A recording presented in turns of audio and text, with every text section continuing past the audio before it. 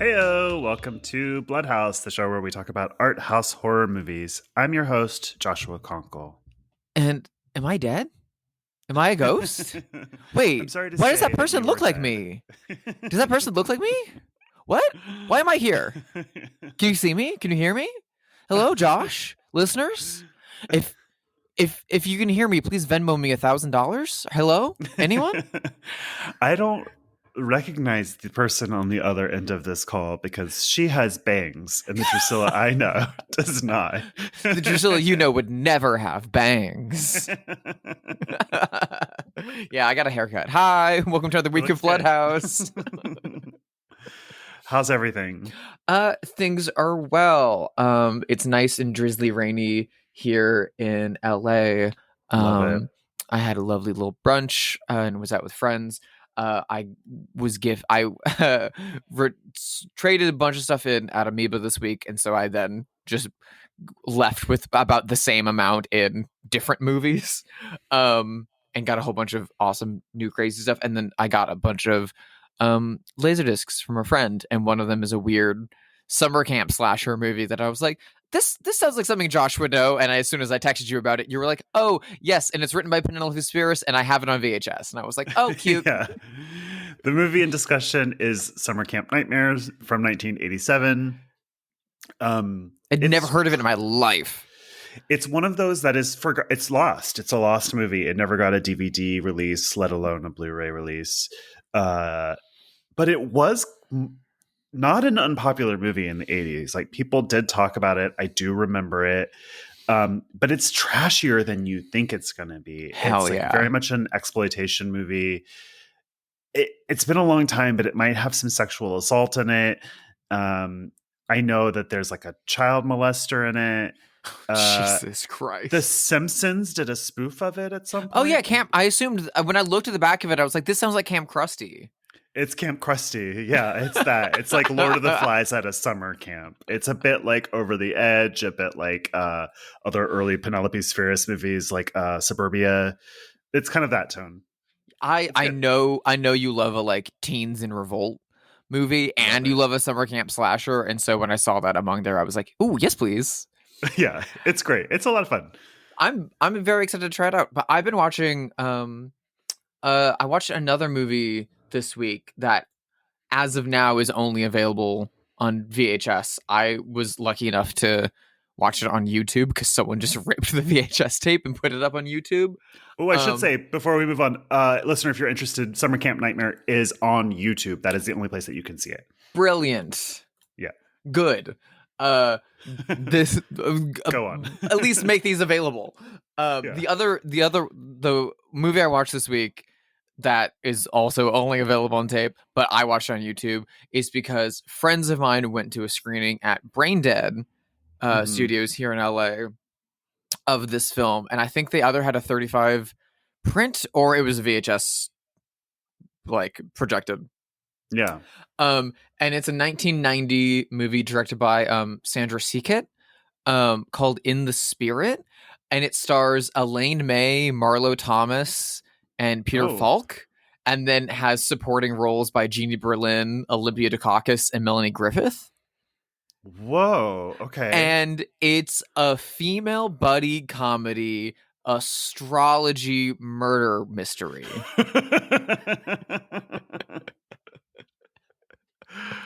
Okay. And Josh, when I tell you, I think you're really going to like this movie. So Elaine May plays a like socialite who's married to Peter Falk. And when he loses his job, he like spirals because now they don't have any money. And what are we going to do? I lost all of our money. And she gives away their last $10,000 to Marlo Thomas from That Girl. Right. Who's like a new age mystic in the late 80s, early 90s New York to like renovate their apartment. And she just makes a mess of it. And so they're forced to move in with her for a little bit. In her guest room, which is like decked out in children's furniture, because she keeps it that way for her nephew whenever he comes to visit, because her nephew is a ghost. And if she ever changes it, her nephew will get confused. That's so weird.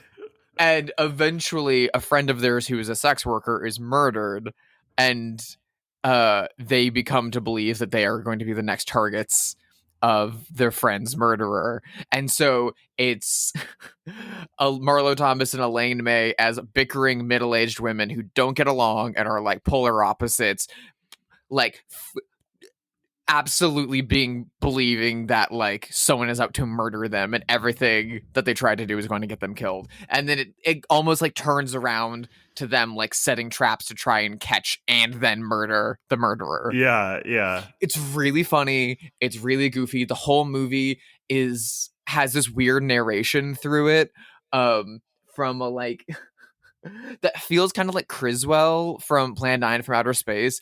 It's very like, this is the cycle of fates, and these women do not know the fates that they lie in. Things could be changed, but not now. It has already happened. There's no way out. Like, that sounds great to that me. kind of rides through it. Whenever it does that, it kind of like goes out to a crystal ball and shows the scenes like superimposed in a crystal ball of like, they do not know it, but they are linked by their karma, and one day their paths will cross, and they will be inextricably tied to one another. Like, and it's really funny and it's really goofy. Melanie Griffith has a one-scene cameo, more or less reprising the role she played in Body Double. As like the wisecracking like sex worker. Steve Buscemi has an early part in it, where he like falls in a hole. It's really funny. It's really cute. It's called In the Spirit. That sounds good. It's very, it's a little uneven, and it's a little like first time director, but it's also like kind of taking the contemporary Judd Apatow Paul Feig approach of like, these are very talented actors, let's kind of let them improv around it a little bit. But with Elaine May and Marlo Thomas, so like it really works. And if you like it, there's also a promo video on YouTube that I think was from the end of the VHS tape or something, that was directed by Elaine May, interviewing all of the cast and the producers and stuff to promote the movie. And Elaine May does her talking head in shadow, asking not to be identified and asking to have her voice changed. And Melanie Griffith and Olympia Dukakis are both like, yeah, we were like in it a lot more, and then they cut our scenes down. And Melanie Griffith is like, yeah, like they cut out the scene where my character cries about the loss of her child. They cut out my addiction scene. They cut out my rehab scene, and they cut to Olympia Dukakis, and she's like, yeah, and they cut out the scene where I beg for the life of my child, and they cut out my addiction scene, and they cut out my rehab scene. It's a really, really, really cute little promo reel. And it's a really fun movie. It's like, it's absolutely not like a lost masterpiece, but it's a really, really fun, like, that sounds good, middle-aged female buddy comedy with astrology and murder overtones. We need more of those. I think you would get a really big kick out of it. I feel like a lot of, contemporary audiences like digging through the lost bin of, overlooked films. Like, this is what we're looking for, a female-directed female buddy comedy that's like this good and this funny with so many different like disparate genre elements. It's funny, the poster very much sells the astrology side of it and very much sells the like murder mystery side of it. They like Marlo Thomas and Elaine May are like wearing matching outfits and have like flashlights like Nancy Drew and looking in different directions. And then the VHS tape is like cute rom-com. It like throws all of that out because like, no one went to see it. But it's called In the Spirit, and I think you would like it a lot. It feels like a Josh movie. That sounds very cozy and good. It's very cozy, especially on a rainy day like this. Yeah. I have a lot of love for Marlo Thomas. I was raised on this record that she had a famous kids record that was pretty passé by the time I was a kid, but my sister is 10 years older than I am. So that's why my mom had it like on vinyl. And it was called Free to Be You and Me. Oh, that's cute. And it was like a thing that like older Gen X people were raised on in the 70s. And it's like totally hippie-ish. I remember there's a song on there about a boy who has a doll and how that's okay. And it's like from the 70s. So that's very forward thinking. Yeah. But like people 10 years older than me will know Free to Be You and Me. It's a huge thing. I'm looking at it right now, and it's Marlo Thomas and friends, Alan Alda, Harry Belafonte, Mel Brooks, yeah. Jack Dick Cavett. Kids love Dick Cavett. Let me tell you this right now. If you are raising your child to be an iPad kid, good news, because all of Dick Cavett is free on YouTube. You set your toddler up with Dick Cavett, they will thank you later. Do you remember the episode of Seinfeld where Kramer finds the set of the Dick Cavett show on the street? It wasn't Dick Cavett. It wasn't.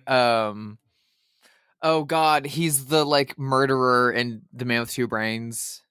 Merv Griffin. Merv Griffin. Yeah, the Merv Griffin set. Well, sorry if I spoiled the ending of a Steve Martin movie.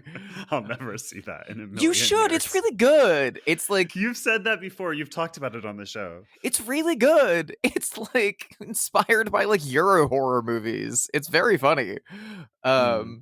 Anyway, it's got a. Sorry if I'm spoiling it for listeners, but Merv Griffin has a surprise turn as a serial killer in it. Yes, it's the Merv Griffin set that Kramer finds. I love Dick Cavett. Dick Cavett's still around. He's still great. He's still alive. He's still working. Right? Yeah, he's in the original Beetlejuice. Yeah. Yeah. Great in that. I love him so much. There's like certain men from like the 60s and 70s that just like give me like a soft spot that make me like a little warm and happy. And him, Mel Brooks, and Peter Bogdanovich are kind of like in that where I'm like, you're just like, little dudes running around in suits being friends with Groucho Marx. Like, what? Having a good time. Like, this is great. He also represents a time when there were lots of famous people who were famous for being smart and funny. Yeah. And so like people would just come on his show and smoke cigarettes and be smart and funny. We have so few of those people left. I mean, there's like Fran Lebowitz is maybe the last one who's just like, she's a smart, funny, mean lady, and that's why she's famous. But Dick Cavett was never mean. Dick Cavett was always very like kind and generous and was always trying to like introduce people to things. And if you can go back and watch his show, and like the big gets that he has on the show are like film directors and like authors, but then there'll be famously like brawls between what's the fucking misogynistic dude who wrote Tough Guys Don't Dance? Oliver Reed? No. he was awful on that show. Author, not actor. Norman Mailer. Where like Norman Mailer would get into like fucking fistfights with oh my god, Rex Reed, the gay author from that era who wrote Myra Breckinridge. Oh my god. Gore Vidal. Vidal. Or like Al Gore. Or like John Cassavetes and Ben Gazzara and Peter Falk would show up drunk to like promote a movie and just start like fighting on the set. It was great. The TV was incredible. This is why we need a National Endowment for the Arts. It was a time when like we were just like celebrating intellectuals more. Yeah, we don't have that anymore. I really loved it. As a little boy, I loved him in Beetlejuice. That was my introduction to him. My D&D character is named Otho because of that character. And I was like, as a little boy who grew up poor in the middle of nowhere, all I wanted was to grow up and be a yuppie like Delia Dietz and her friends. Yep. You want to walk through houses that you find kitsch with a can of spray paint. Yes. I love Otho so much. I love that character. I love Delia Dietz. I think she's a legitimately wonderful sculptor, and the movie is mean to her because those sculptures are good. The weird thing about Beetlejuice is that like everyone's like, even though they're all at odds with each other, they're almost all correct except for the LL Bean dad, but that's fine because he's played by a pedophile, so it's easy. Yeah, it's okay to dislike him anyway. Yeah. Anyway, speaking of growing up poor and nowhere, I traveled to Eastern Kentucky for a family reunion, and I hadn't been to Kentucky in a really long time. Oh my god, how was that? It was magical. It's such a beautiful place. It's a really interesting place, a really sad place. It was really interesting to go there and come back and watch the movie of today because they're thematically linked in many ways. I went to a family reunion where my granny was the youngest of 10 kids in Eastern Kentucky who lived in a coal camp. And so they all the living relatives of each of those 10 siblings got up and like read a little bio of them, which was really sweet. And Aw. me and my mom were last because our granny was the baby. My granny was the baby, rather, my mom's mom. It's a really fascinating place. Pretty sad. I mean, all the little towns are super beautiful. They have all this architecture from like the 1910s and 20s and 30s, but they're mostly empty. So like all of the storefronts are closed down because everyone's leaving Appalachia. There's Yeah. nothing to do for work. So it's just like kind of an empty, beautiful place. They're like doing, I guess there's this campaign to get remote workers to move there because they're sort of like, hey, we don't have any industries for you to do, but if you make your money online, this is a beautiful place and you'll live like a king. Yeah, Because basically. everything is so cheap. But yeah, super cool trip, very emotional, very spiritual. And then when I was there in a hotel, I watched this movie that's actually in the All the Hauntsby Hours box set, the second volume. Oh. It's called November, and it's an Estonian movie from Oh, I've heard about 2017. that. It's so cool. It's actually based on a book by fuck, I can't find his name. It's based on a novel by this very popular Estonian novelist, and but his name is Andres Kurank. I'm so sorry, Kivrock. Estonians. I'm so sorry, Estonians. He's a very popular novelist there who writes kind of like folk tales, contemporary ones. And I actually read a book by him maybe 10 years ago called The Man Who Spoke Snakish. Whoa. Which is super cool. It's one of the most popular books in Estonia, and it's about a fictional tribe of people who live very close to nature and speak to snakes, and they're the last of their kind because the world's getting more civilized. And like very strange, the daughter marries a bear and goes to live in the bear's cave with him. Very like folktale-y, and that's exactly what this is. It's sort of like an ethnographic documentary, although it's fictional, about a group of people who live in the woods in Estonia. And it's little vignettes. And one is like there's a night of the year where all their dead loved ones come back from the other side and come visit their village, and they get to talk to their dead loved ones. But this community lives in the shadow of this great estate. And one of the boys in the village is in love with the young countess there, and that ends tragically. And so it's sort of the story of like, you know, the star-crossed lovers who both die because of sorrow. It's just got all these like folktale elements. And these people also build automatons out of like farm equipment that are called krats. And they have to go to the crossroads and beg the devil for a soul so that their krat will come to life. And it's just so strange, and it's all in black and white. It kind of looks like the Lighthouse. If I remember right, it might even be in a square format like the Lighthouse.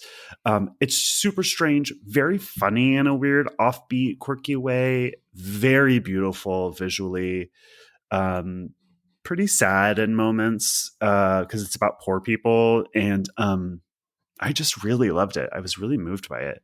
It's not a horror movie really at all, but you know, it is it's folk tales, kind of like Into the Woods almost. That's like a dumb example, but like all these different folk tales that are kind of woven together to form one story. It's cool, really cool. I'm really worth excited to watching. see it. I remember Oscilloscope put it out back in 2017 when it first came out. So I was very excited to see it included in that folk horror set. I'm really, really excited to finally see it. Yeah, it's set in the 18th century, so it's a period piece. Oh, also I forgot there's like the plague comes to their village, and their like wise person tells them to wear their pants on their head because then death will think that they have two asses and not want to come near them because they're gross. And so they like trick death by wearing their pants on their head for the day. It's got just like So weird funny. stuff. Like it's just weird stuff like that. It's like all of these weird old folk tales kind of blended together, and it's super funny and weird and really pretty. And I loved it. I'm so excited to watch that. That sounds amazing. Yeah, it was cool. I should also mention that you and I both separately went up to the movie theaters and saw a new release. Yes, I forgot because we saw it. I saw it like 2 weeks ago now because we haven't recorded in a while. Yes, we both saw Sinners, the hit movie, the talk of the town and every town. It was playing in Yeah, Kentucky when I was there. it's huge. It's made so much goddamn money. They are extending its IMAX run. They're technically re-releasing it in IMAX 70 millimeter film format. Yeah, Um, as soon as whatever Marvel movie, they're like pushing out the Marvel movie that's currently in IMAX to have Sinners come back in. Uh, it's directed by Ryan Coogler, stars Michael B. Jordan and Michael B. Jordan. Um, God, I fucking loved it. I mean, like, I don't know what else to say that people aren't already saying. yeah, Of like, it's really fucking good. It feels like really refreshing to see an original film in hmm the movie theaters that is this fun, um, and like full of like really powerful cultural and emotional through lines. Um, and that's also about, again, impoverished Southern American communities that really don't get a spotlight, especially in this era. right. Um, it's really, really, really great, and it's really gory and horny and weird. Um, and it's the kind of movie that like I would watch and be like, "That's cool," but there's no way anyone else is gonna like it. And so it's made me really, really happy to see the like huge critical response that it's had and commercial. Yeah, I mean, it's making like a boatload of money. Um, and the drop off between the 2 weeks financially is like negligible. Like, yeah, barely at all. And there's this whole sort of like story around it because the trades were treating it like it wasn't a hit at first. And so all these mhm. people rightfully pointed out, like, you've written about other movies that performed similarly as if Including they like were Ben hits. Stiller were calling out Variety and stuff like that. Yeah. Right. And I guess it's because ultimately Warner Brothers made a deal with Ryan Coogler that is somewhat unprecedented, is what I'm guessing. That like after a certain amount of time, the rights to the movie revert to him, and so it feels like the studio was afraid of like this movie being a success because then they feel like they have to make this deal with more people. They kind of like lost out. So Exactly. basically, it's like they did what is a dumb thing on from a business perspective on their end, and now they're regretting it because the movie is a huge hit. But yeah, I really liked it. I think I want to see it again. I like it more with passing because, to be totally honest, when I first left the movie, I was like, huh, I don't like this as much as everyone else does. Um, Hmm. but I've liked it more in my mind with passing. The thing I felt about it, I think it's so beautiful. I think Ryan Coogler is an extraordinary director. My problems with it at the time were mostly in the script. To me, it felt like watching 2 or 3 episodes of like a really good HBO show back to back. It felt like television, which isn't necessarily bad, I guess, but it just was something that I noticed. I liked it a lot more once it becomes a horror movie, like halfway through, and I wish that that had started a little bit earlier. Uh, and I also felt like it kind of um, hammers its points home a little too hard, like it's a little on the nose with its politics. But I want to see it again. I feel like it is really super beautiful and an important movie, and I'm not trying to shit on it. I really Hmm. liked it, and I want to see it again. I really loved it. It felt very much like a throwback to both the incredible horror films of the 1990s and the incredible black films of the 1990s. It made me think of Tales from the Crypt, Demon Knight. It made me think of From Dusk Till Dawn. It made me think of Eve's Bayou. It made me think of Malcolm X. It made me think of Powwow Highway in Mm-hmm. parts. I really, really, really liked it.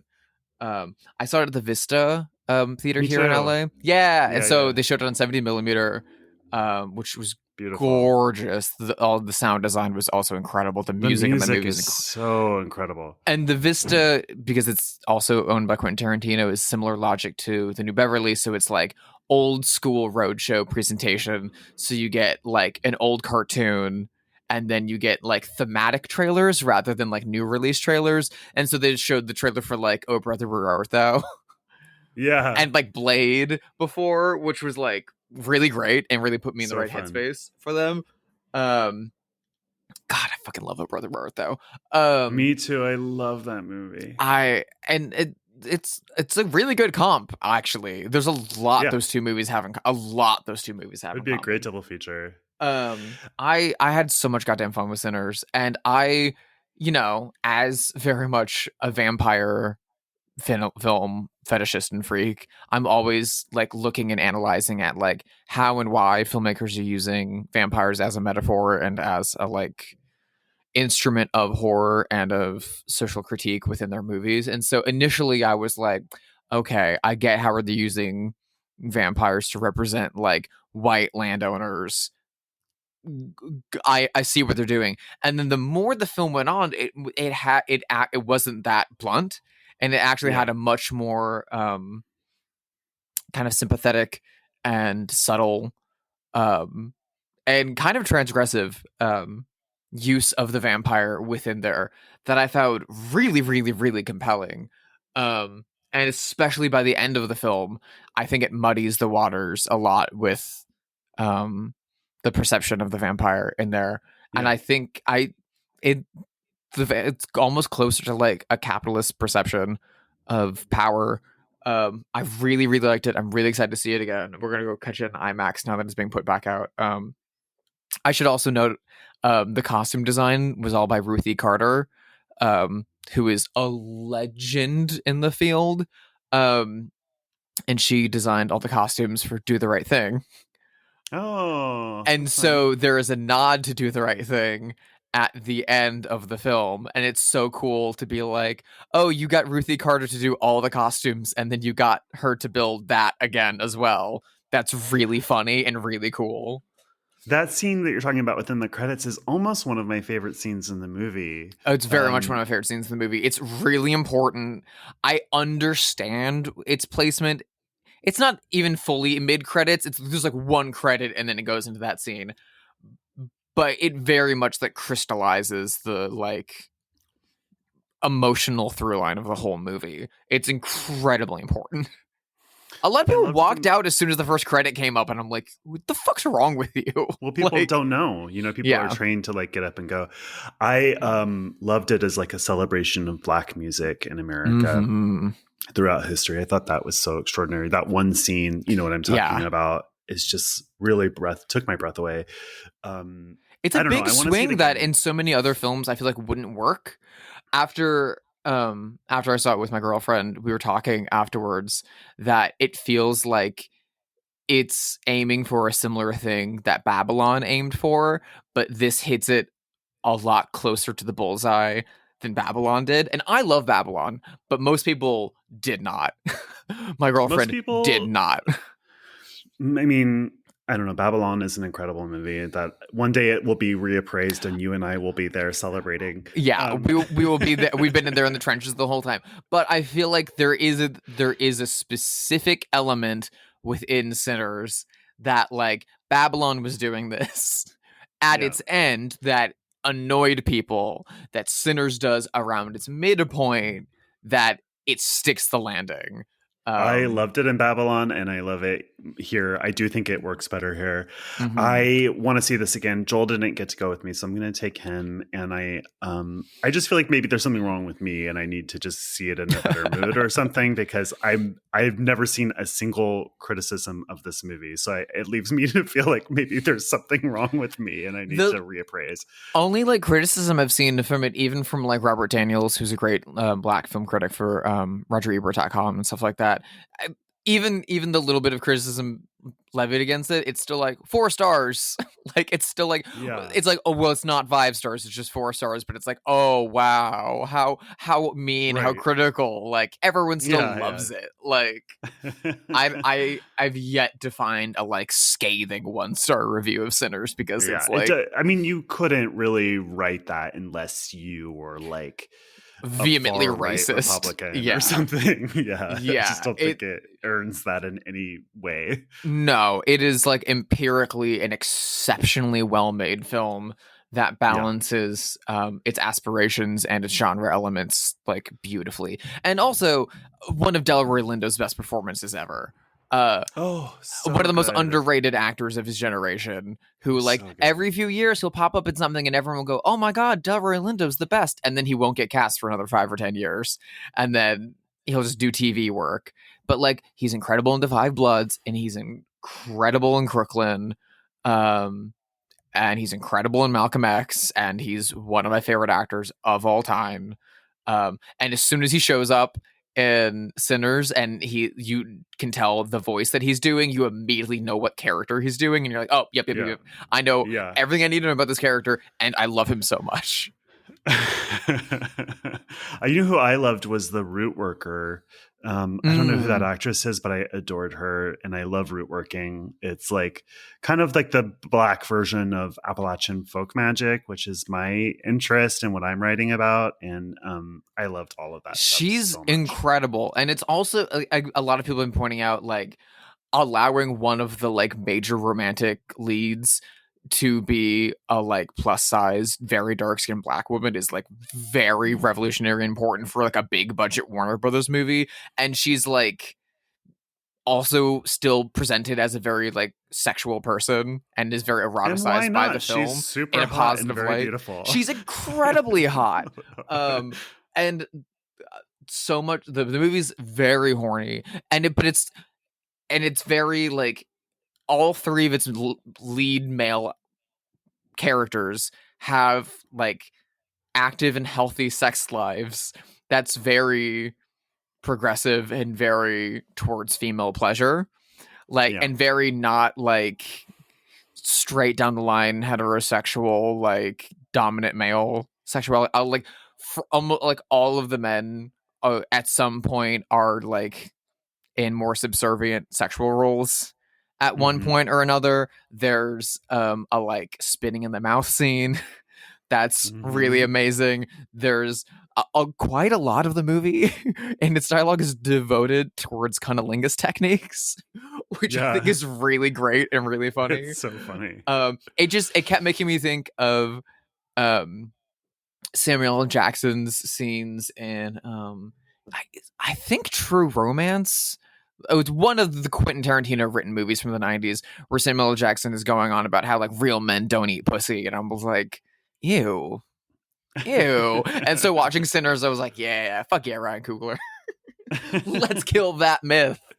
Yeah, bullshit. Bullshit. Yeah, I want to see it again. I did really like it, and I liked it more in passing, and I am ready to love it more. Well, speaking of movies I loved even more in the second time, what are we watching this week, Josh? Yes. So we are watching a movie from 1962. It comes all the way from Japan, directed by Hiroshi Teshigahara, written by Kobo Abe. It is Pitfall. Boom. Boom. Very abrasive score. Pretty abrasive movie at a lot of points. Yeah. I had never seen this nor heard of this until you brought it up a couple of weeks ago. This is your second time watching it now. This is on the Criterion channel. Is there a collection of his work there? Is that the deal? Yes. So Criterion has put out a box set of 3 films directed by Hiroshi Teshigahara and all written by Kobo Abe. Unfortunately, it's out of print, which is really annoying. The second film in the set, Woman in the Dunes, is available on its own. You can go and buy that on Blu-ray from Criterion right now. And that's his most famous movie. That's far and away his most famous one.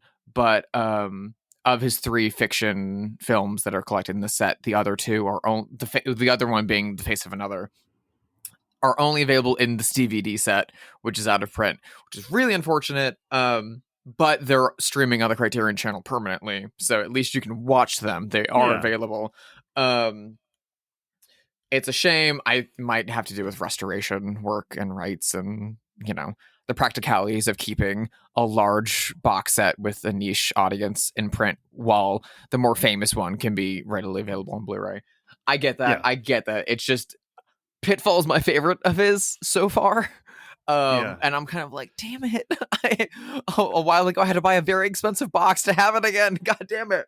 But I'm glad I did, because then it made me watch Women in the Dunes, which I think I mentioned on a few episodes like a year ago or something, and I loved it. And having now revisited Pitfall after having seen Women in the Dunes, they're very much in conversation. There's a lot these two movies have in common.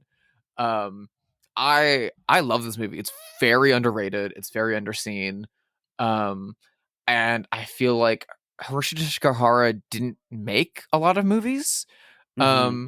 And so he doesn't really get mentioned in the conversation around the 60s Japanese new wave as much as Seijun Suzuki does, or Obayashi, or oh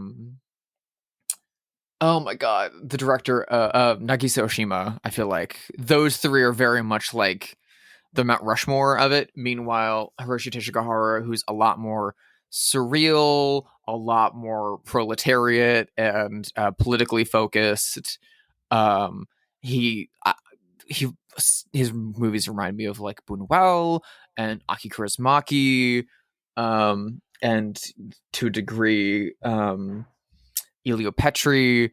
And I feel like they kind of get overlooked. One of his more famous ones, though, is an experimental documentary on the architect Antonio Gaudi that he made in the 80s, which is also on Criterion Channel, which is wild, but that I recommend. But his four main features that he directed based on either books or scripts by Kobo Abe, who's an incredibly celebrated novelist in his own right, are really underseen, despite the fact that Woman in the Dunes is one of the highest rated movies on Letterboxd and has developed a cult following recently.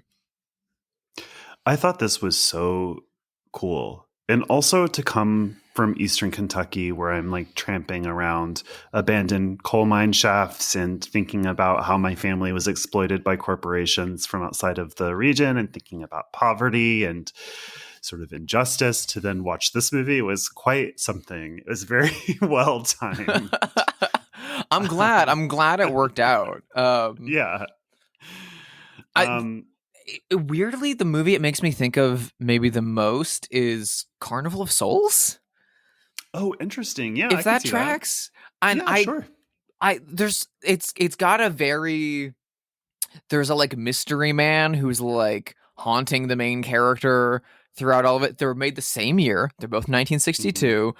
They both owe a lot to the 1940s and 50s films of Jean Cocteau, like Orpheus and Beauty and the Beast. There's literally a repeat of a shot from Orpheus, and with a character kind of rises from being on the ground by with the film moving in reverse. And so I don't know what was in the water in 1962, if Cocteau's films were being re-released in America and Japan at the time, but I don't. It's something about this and Carnival, because they both deal with the line between life and afterlife, and also both movies are about main characters running away from their job in their hometown to try and find a better life.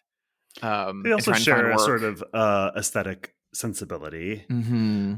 I actually thought of something much less sophisticated than that. I kept thinking about this as a shadow version of It's a Wonderful Life. Yeah. It kind of does have that. It's the cynical version. So what is this movie about? This movie is about a man who's an unemployed coal miner who has a young son. He goes to work for a coal mine and is murdered by a mysterious man in white. And it turns out he is murdered because he bears a striking resemblance to one of the mine union leaders.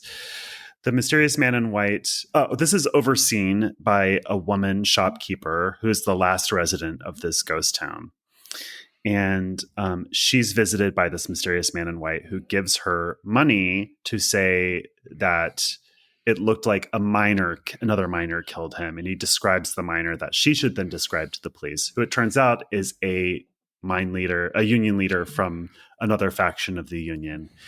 And so this first man who's killed becomes a spirit and is watching all this happen. And as people get killed, they become spirits and are watching this all happen. I'm sort of like spinning out of control here. This is a hard movie to describe. It's a really hard movie. It's been a long time since I'd seen it, and so I pitched it to my friends who came over to watch it with me as a like Lynchian surrealist Japanese new wave film, and they were like, awesome. And I read the back of the Criterion DVD to them before showing it to them, and once the movie started, I was like, oh, the back of the DVD only covers the first 5 minutes of the movie. The description is: when a miner leaves his employers and treks out with his young son to become a migrant worker, he finds himself moving from one eerie landscape to another, intermittently followed and photographed by an enigmatic man in a clean white suit, and eventually coming face to face with his inescapable destiny. That's it. Well, the Wikipedia has a better one. I'm just going to read it. A mysterious man in white, whose identity we never learn, murders an unemployed miner who bears an uncanny resemblance to the union leader at the old pit and bribes the only witness to frame the union leader of the new pit. The 2 union leaders go to the murder scene to investigate, only to come across the body of the witness, who has subsequently been killed by the man in white. They blame one another and begin a fight, which ends in the death of both. The film ends with the man in white observing them before riding off on his motorbike, satisfied that his mission is complete. Oh, spoiler warning! Spoiler alert! Yeah. It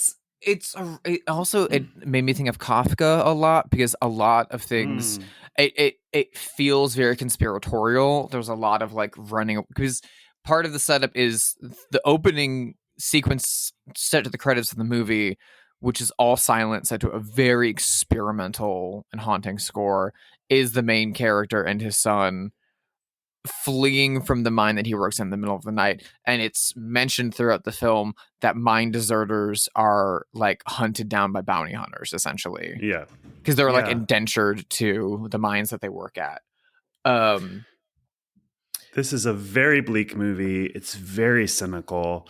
It goes hard for a movie from 1962. There's real footage of mine disasters and starvation from this region. That's very early on in the movie, and it's incredibly upsetting. There's a stock shot in the opening of this movie of a starving toddler with like a distended belly. That's one of the most haunting images I've seen in a long time. And that mixed with the really abrasive score starting the movie really puts you on the back foot straight out the gate. It really does. There's some kind of animal cruelty in this as well. When they first come across the shopkeeper, she's drowning ants in a bowl of water. The little boy tortures a frog and like throws frogs and tears them apart with his bare hands. In that way, I wanted to ask you about the man in white. What's your take on him? Do you have a theory about who or what he is? He's really fascinating to me, because when he's initially just kind of like observing things from afar and like photographing the characters, and as soon as you get into the like intrigue of it all, it really feels like he is, there's this like kind of logical narrative perception of like, oh, he's, an agent of a coal mine who's like doing the like wet work essentially, right, and is being sent out to harass, harangue, and or kill people. Very sinister, very scary, very like grounded. But the more the film unfolds and he like sets up a narrative and then it unfolds in a really like labyrinthine way, he feels more like a personification of like fate. Yeah, I had similar ideas. Well, I had 2 conflicting ideas. One spiritual, one more earthbound. But the first idea was that he represents God. And he's toying with these people the same way that the woman is like drowning ants and the same way that the little boy is torturing frogs. Yeah. That was one take. And then the other one was that he like represents money, or like the injustice of poverty, because when the two union leaders kill each other at the end and that headband bubbles up to the top of the water, it says unity on it. And I don't know, it kind of made me feel like he represents the injustice that poverty causes, and the way that it turns people against each other. Well, it's almost like it's almost like the like unseen hand of the market, like the invisible hand of the market, like as like a human being. This is Thank you. That's a great way of putting it. This is the toll that it takes. These are the sacrifices that are required, and the way that like we dehumanize workers and people, because they're a lot. When people die in this film, we then follow them into the afterlife. Yeah. And we initially see this ghost town that's like just abandoned, and this every single house and building is just empty for stretches and stretches and stretches. It's a beautifully filmed sequence. It's really stunning and really haunting. And this woman living alone in like the little candy store is the only one left. She sells candy in a ghost town. Well, it's clearly like a company town for the mine. Yeah. That when the mine collapsed and closed, that like everyone's gone because that's all it was. And she's waiting on a letter from a friend who, once the friend finds work, will like take her in. And so she's stuck there.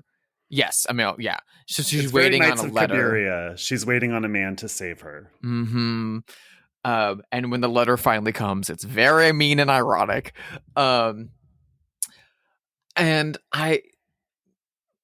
where was I going with this? Oh, that we follow these characters into the afterlife as they die, and then suddenly the town is populated again, and the town is full of people, and they're all spirits. And not only can the living not see and hear them, but it seems like the majority of the spirits can't even hear each other, and that they're just lost and alone, and their bodies are used by the invisible hand of the market, we'll say. Yeah. While their spirits are just left to erode. There's a really great scene where a character who is now a ghost speaks with another character who is a ghost and gets very excited that someone can hear him again. It's kind of like Beetlejuice rules. The guy's like, "Did you eat recently before you died?" And the guy's like, "Oh, no, it had been a few hours." And the other man is like, "Ooh, bad luck. You're going to be hungry for the rest of existence."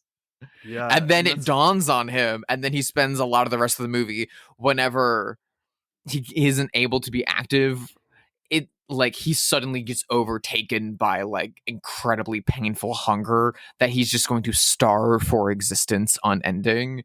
It's one of the last images in the movie is him crying because he's so hungry. It's very upsetting. And then that man who says this to him has a crooked neck permanently because he died in a mine collapse. Yeah. Very bleak. And then the woman who's waiting on a man to save her, the police comes, the policeman sexually assaults her.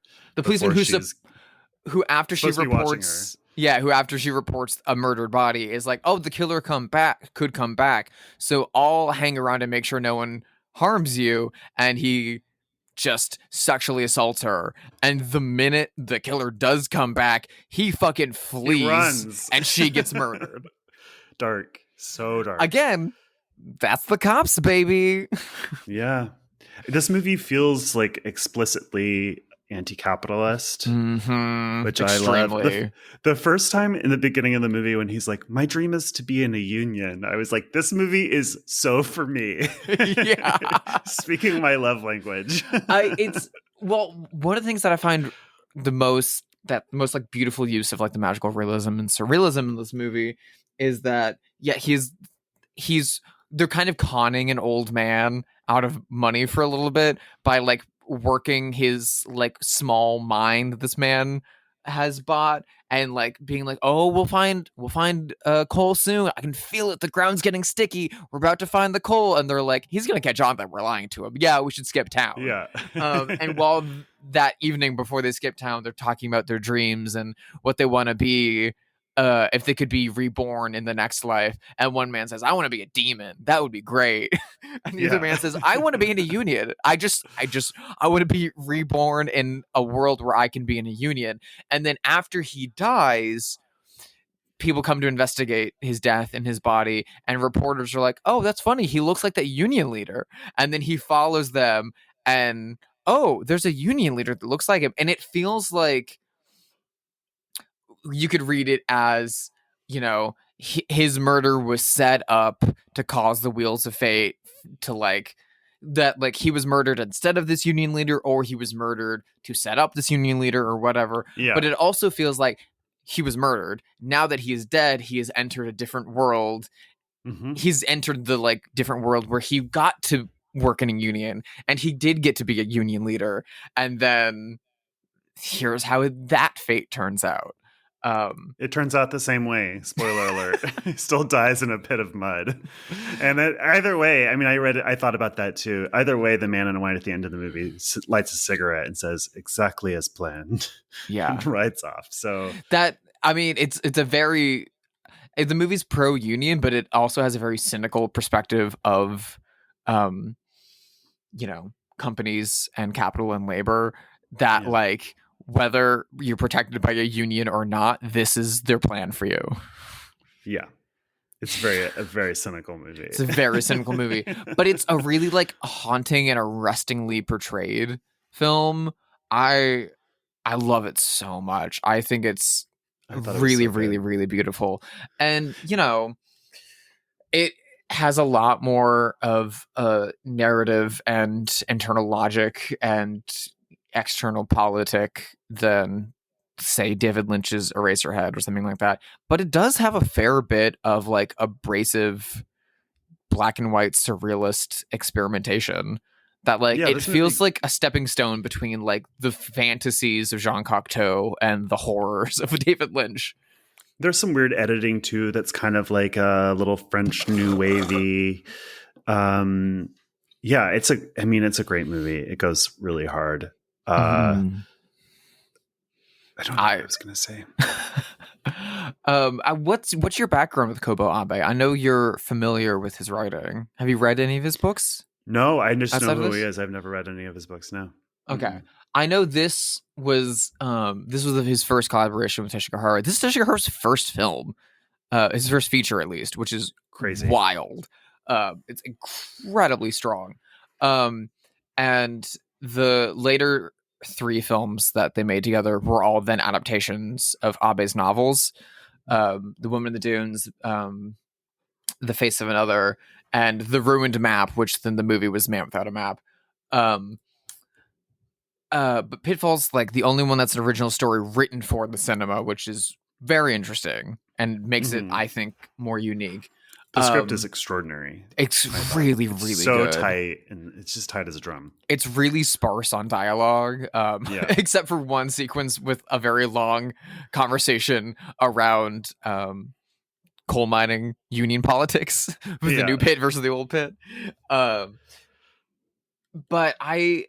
if you like this, I highly recommend, Josh, that you watch Women in the Dunes, because they have a lot in common when it comes to both the oppression of rural life and of labor, but it's a lot more. It feels more like a folk fable, and it's a lot more erotic. It's about a man who is an entomologist, not an entomologist, who's scientist who's researching insects. Oh, okay. Which also feels very similar to characters Pitfall. Yeah. Who goes out into very similar landscapes, very similar rural dunes to research insects, and stays out longer than he intended to. And the sun starts to go down, and he misses his last bus back into town. And so he finds some rural workers who live near there and says, "Hey, can I stay with one of you for the night? I need someone to stay throughout the night before I can get back to town." And they're like, "Oh, absolutely. Yeah, come with us. We have a great place for you to stay. Just keep coming. Just keep coming."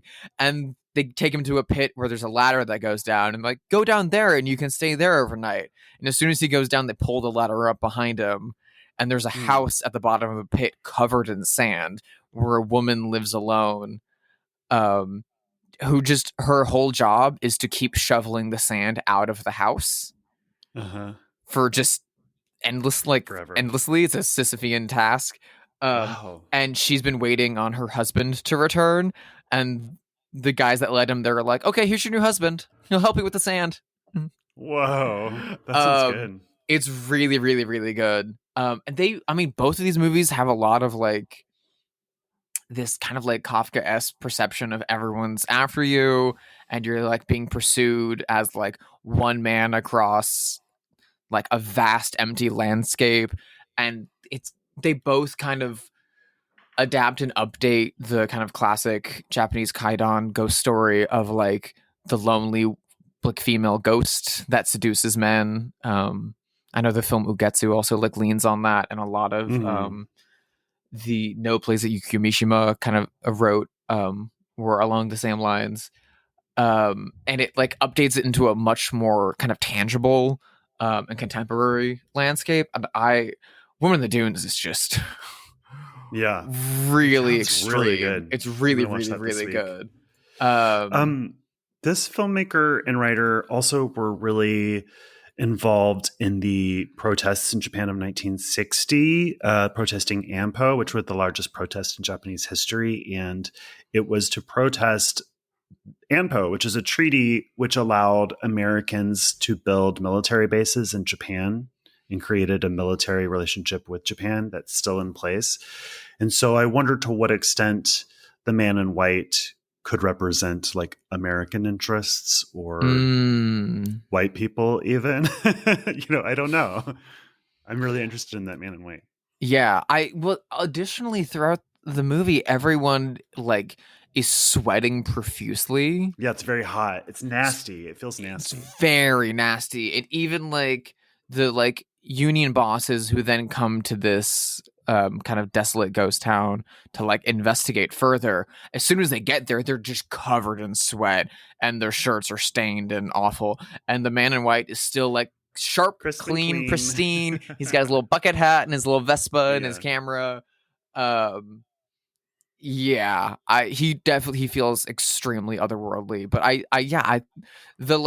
the pure symbol of white, which, in Western culture is always like virtue and hope and innocence and virginity. And like, there's something to be said about the way that Western mythology leans on the color white as virtue signaling.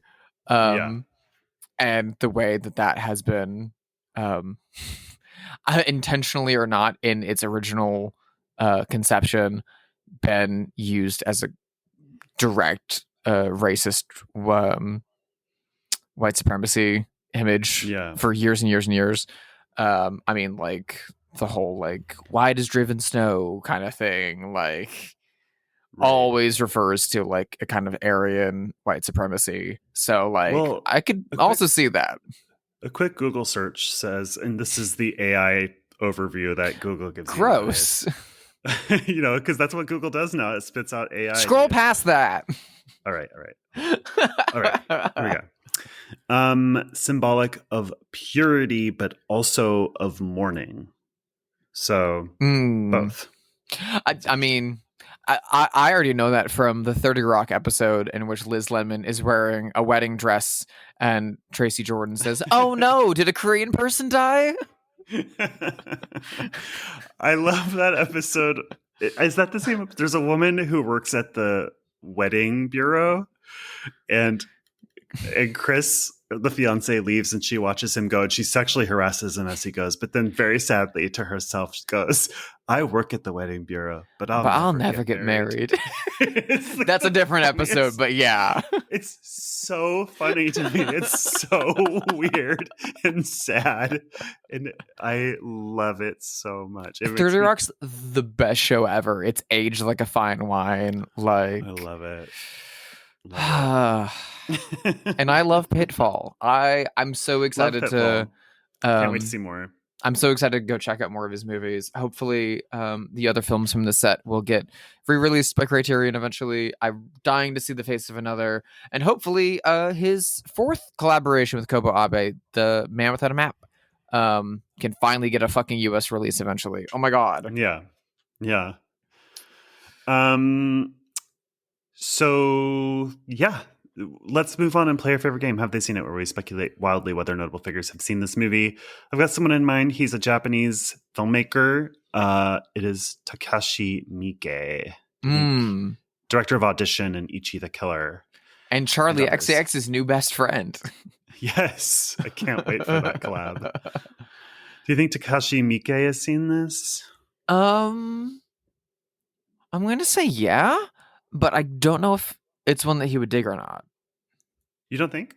I don't know. I can't tell. It does go pretty hard for 1962, and Takashi Miike, if nothing else, goes hard. Right. Yeah, I feel like possibly, but I also feel like I don't know if this is too arty farty for him. Mm-hmm. I feel like he has a tendency to skew a little more like silly, goofy, and splattery in times. I mean, literally, he took a slightly more serious Korean thriller and was like, "What if I did this with musical numbers and puppets and zombies?" Yeah. So I don't know. I mean, he's inherently like mad genius and creative director. I mean, I definitely think he's seen it. He probably likes it. He probably likes it a lot. He probably is more of a fan of Woman in the Dunes than he is of Pitfall. That makes sense. But maybe it's a Western perception, since that was like a big Oscar winner in the 60s when it came out, that's the more popular one. Maybe in Japan it's not that way, but I don't know. I feel he's definitely seen Pitfall. I know Tashiko Hara has a bit more of a like cult following in Japan than he does in America, which is a shame. Yeah. I'm thinking of contemporary filmmakers that use the genre devices of this film and kind of similar, if not different ways. Do you think if the kind of contemporary master of the ghost story, Mike Flanagan, has seen Pitfall? You know, my gut says no. But I don't know why. I guess because I didn't know about it, it makes me prejudiced to think that other people hadn't heard of it too, even if they're much more well-watched than I am, which I assume Mike Flanagan is. Yeah. So it's like probably my blind spot, not his. But my gut said no. Yeah, my gut says no as well. And I know he has a letterbox, so I'm kind of scrolling through there to see if he has, and it's not coming up. So possibly not. Again, this is the least well-known of...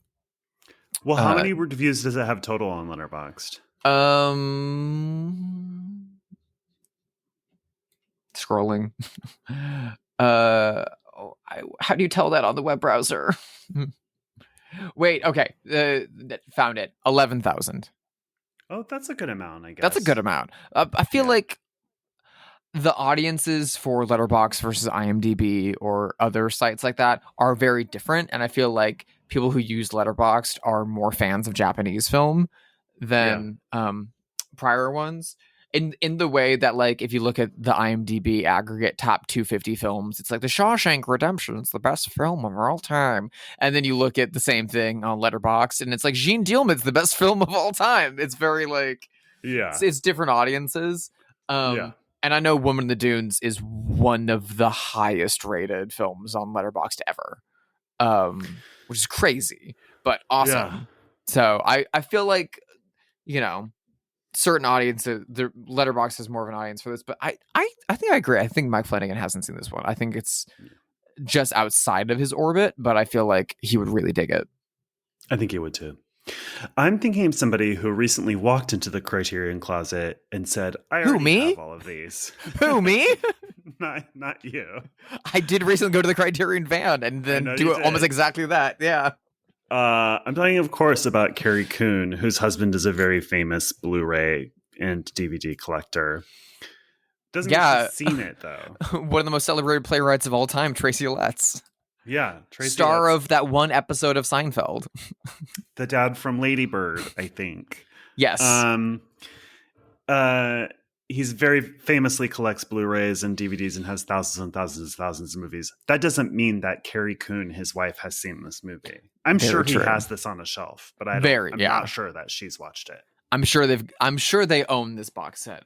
I don't think she's watched it. I don't think so either. I know they have a joint Letterboxd account also. It's really adorable. That's There's famously a bit of an age gap between the two of them. He's like 15 years older than her or something. Is he? Oh, I didn't know that. And the photo that they use for their like joint Letterboxd account is Catherine Deneuve and David Bowie in The Hunger, but like after David Bowie is like aging. So it's like decrepit old man David Bowie and Catherine Deneuve. It's really funny. Do you think that, I mean, I don't remember what she picked in her Criterion video. Do you think that she likes this kind of arty-farty movie, or is she just humoring her husband? No, I think she objectively does. Okay. I really love this kind of movie. I know she has talked at length about her love for Usman Sembene and for Barbara Loden's Wanda and for Eric Romer. She picked The Cremator, which we've covered on the podcast before. Oh, right. From Uriah Haas. She also picked up Jean Eustache's The Mother and the Whore. She is a big, like... She's a real one. But the funny thing is, you can, like, she will, like, tweet or Blue Sky or whatever what she's been watching, and then also logs it on their, like, joint Letterboxd, and they like always are watching stuff together, and you can tell a little bit after a while what they're watching because Tracy Letts is picking it, if she's picking it, or if they're watching it with their kids. And it's like Hammer movies and Godzilla movies if it's with their kids. Yeah.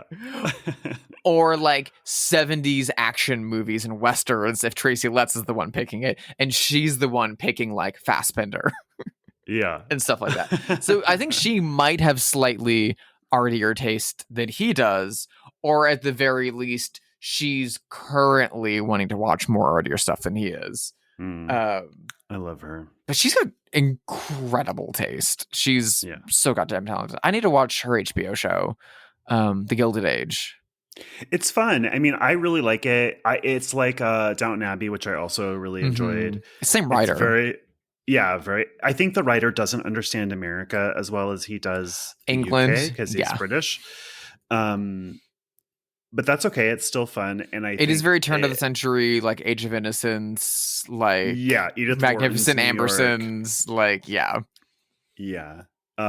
both projects are funny to me because it's like the working class cares so much about the rich people that they serve in a way that like the author is like the showrunner and creator is like aristocracy, and I think that's the way rich people always imagine their servants poor feel about them.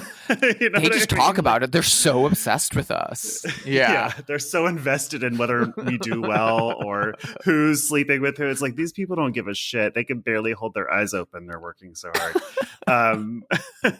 So that's funny to me about both shows, but that's just me. It's fun. It's really low stakes. It's always like, oh no, will we have the silverware polished in time for the big party? And like that's the big drama of the episode. Oh my god. So Carrie Coon's a no, but I feel like soon. Give her a minute. Give her a week. Yeah. I'm thinking of another filmmaker who, rather than dealing with the supernatural and genre elements of this film, is an incredible supporter of labor and of unions, and has made many, many, many films about that. Notably to me, maybe the best film about fiction film about coal strikes ever, because I have to take Barbara Koppel's Harlan County off the table because holy fucking shit. Incredible movie. But I'm thinking of John Sayles' 1987 film Matewan, which is, if you haven't seen it, is the best American fiction film. It's technically nonfiction because it's based on the Matewan massacre. It's absolutely incredible. Josh, you would fucking eat this movie up with a spoon. Fun fact, it's Winona Ryder's favorite movie ever. Oh, that makes me want to see it even more. I love her. And it's like James Earl Jones and David Strathairn. Chris Cooper is the lead. So good. And John Sayles, of course, outside of directing Mate One and becoming one of the most celebrated independent filmmakers of the 80s and 90s, also made Lone Star. He came out of the Roger Corman camp. He wrote Joe Dante's Piranha. He has a small cameo as the like motorcycle cop in Jonathan Demme's Something Wild that flirts with Melanie Griffith. Do you think John Sayles has seen Mate One? Has seen his own movie? I hope so. Do you he think didn't even show it for post? He just turned in the footage and bailed. Do you think that John Sayles has seen Pitfall? No. Really? I don't know. That's what my gut said. My gut said no. Ooh. Interesting. I don't think he's reaching for this for research either. Like I didn't even know that Japan had coal mining like this until I watched this movie. Fair. It just didn't occur to me. I know he also did a Criterion Closet video, so I can like look up and see on their website like what his picks were. No Japanese cinema, but he did grab the Italian Marcello Mastroianni film The Organizer, which is about labor organizing, and the Costa Gavras political thriller State of Siege. And Costa Gavras is famously like right up the same alley, but is like, what if Hitchcock was really into fucking political assassinations? That's Costa Gavras.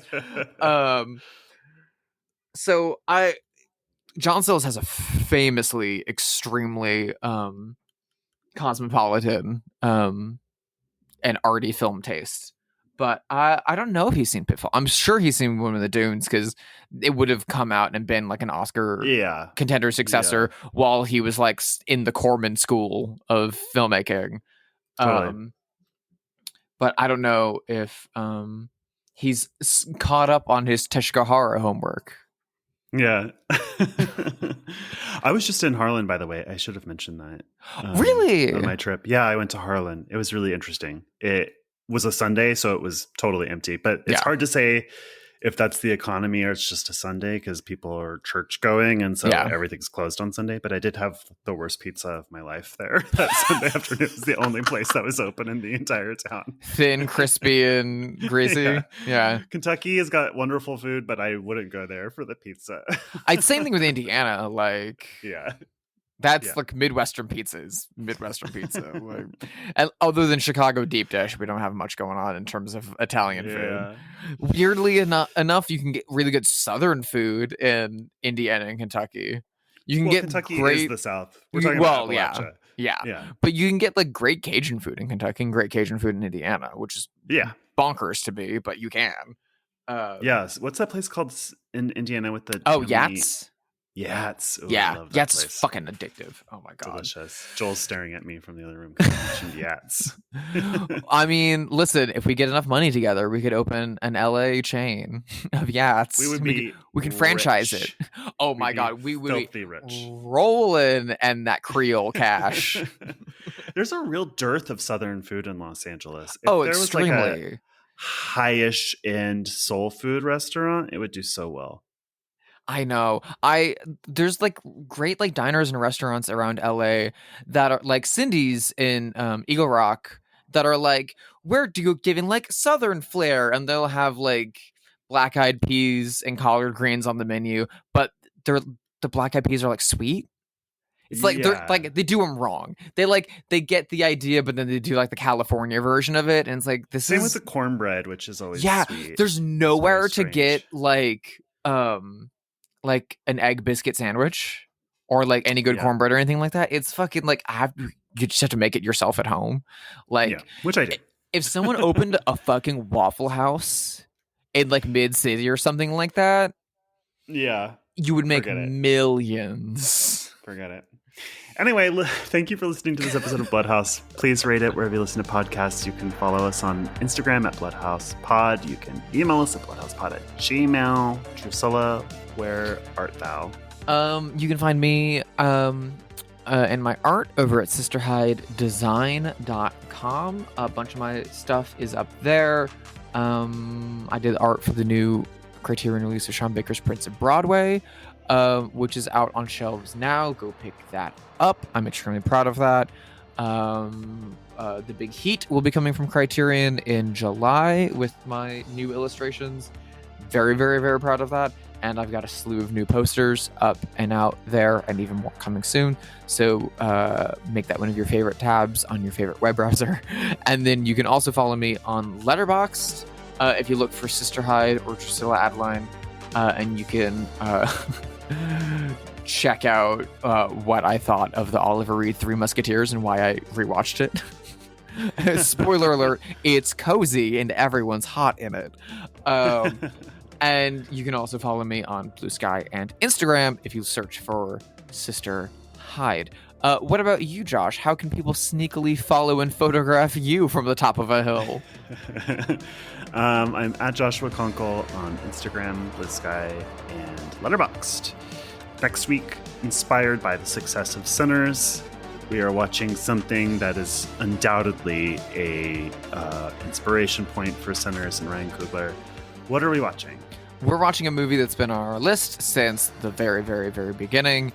It is an incredible art house genre, folk, thriller, coming-of-age, female-directed 90s classic that we've mentioned in the past 2 episodes back-to-back, and so it just felt like time to do it. Top of mind. We will be watching Cassie Lemon's Eve's Bayou. Very excited. Love that movie. Mm-hmm. Thank you, everyone. See ya. Bye.